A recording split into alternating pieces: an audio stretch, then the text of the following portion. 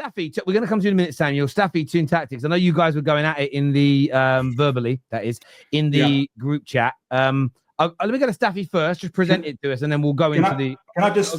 It's okay if it's secretary. I want to give my sincerest apologies to Staffy first. I did use a bit of ChatGPT's wizardry, but this is the reason why I was in the shower. I didn't have the time to explain all these things to you. I'm very, very sorry, but I wanted to face up like a man and tell you and give you another example. I text in the shower all the time, brother. I never use ChatGPT to text, but all right. Honestly, I did it with one handle and one phone like that. It was ridiculous. But I'm here and we can talk about it. You ready? No. I'm glad you're here. I'm glad you're here because hang on a minute. Hang on. You both text in the shower. I know it's not going to sound okay. Good. I mean, like, you ever take your phone with you in the shower? Happy and Phil were texting each other whilst they're in the shower. What are we doing here? I didn't text Phil in the shower. I'm just saying I do text sometimes in the shower. If I'm listening to music or something and the phone goes off, I'll just answer if it's worth it. Because I got a show in 10 minutes. Then the news broke, and I'm like, oh my days, and everybody started flooding, and I'm here, just like, okay, answering the. It was so hot from the group chat that you had to cool down. He went to the shower, poured some cold water because he couldn't handle the heat. Let's talk about it though. And here's Neeks as well. He was a part of it as well. Neeks ain't been on the channel for months. Yes, brother. I hope you're good.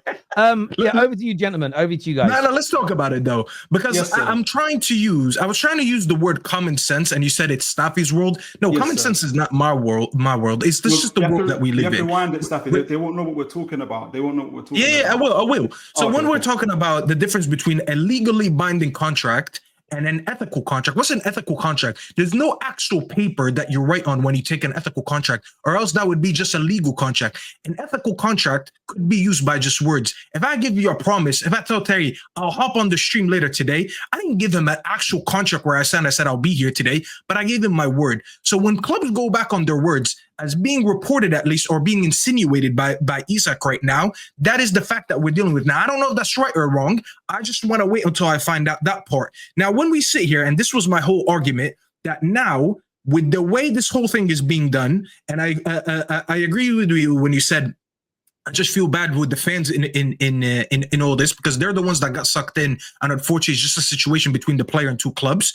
You look at this, and top players will look at the situation, and words go around, especially when you're a player, and top players tend to know each other. The word is going to go around, whatever Isak has hidden, whatever that promise is.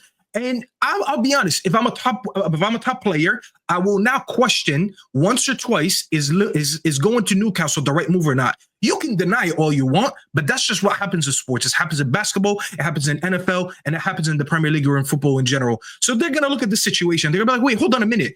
Did Newcastle actually promise him something and not give him that? Now, your point, you and Dave, was that, well, there's a contract. I've never denied that.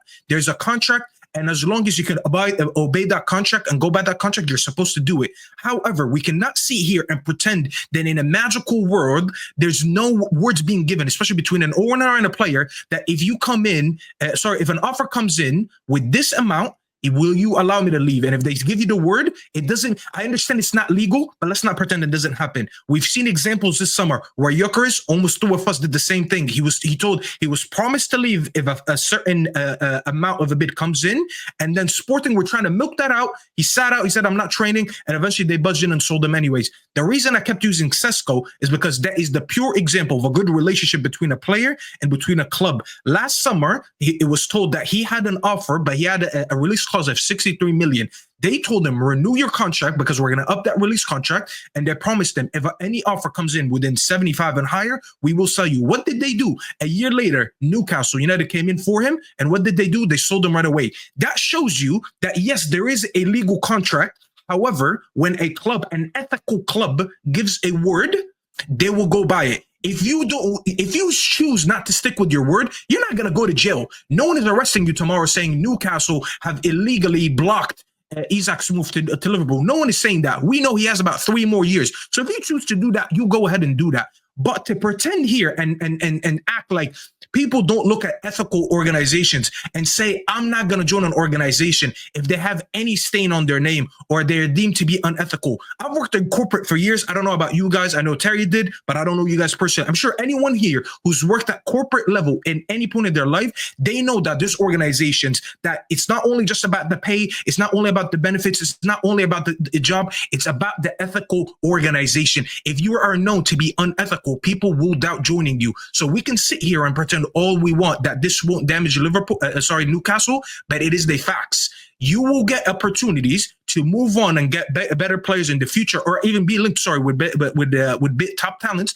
in the future, and they might hesitate to join because of that. That is the facts. That is the common sense. If you think that is my world, I don't know what to tell you. Thank you, Staffy. I appreciate that. What you're describing is morals. So morals change. You can say one thing one minute. I know, but what you're describing is morals. So ethic is this behavior you ought to have. And because humans are being humans, humans do not behave as they ought to have. That's what contracts do. Contracts make sure that you behave in the way that you ought to do. So I'm married. That's the example I should have used. I'm married. I have a legally binding contract with my wife, right? But if I break that contract by cheating on her, sorry, I'll slow down. Can you guys still hear me? Mm-hmm. We hear you. So if I break that contract by cheating on her, it's not just a legal situation where I broke that contract. It's an ethical contract because I broke the behavior. But can I ask you a question? Sorry to interject so soon on that, but let me just throw a curveball in here, as a host.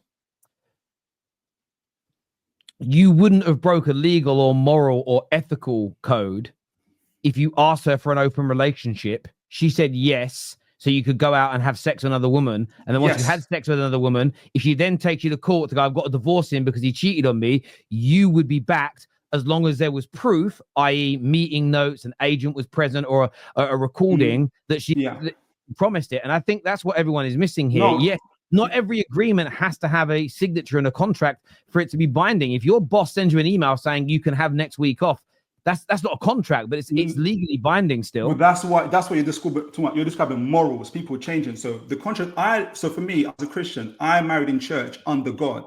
I have an ethical contract. In that contract said, I will marry you and only you. If 10 years down the line, I say, by the way, in an open relationship, I may change my mind, but I'm not behaving in the way that I ought to behave. And I'm breaking my contract. So that's why what Staffy and yourself are describing are morals. People change according to what the morals they have at the time. Isak signed for Newcastle. He signed a contract saying, I ought to complete the 5 years or 6 years that he gave to Newcastle United.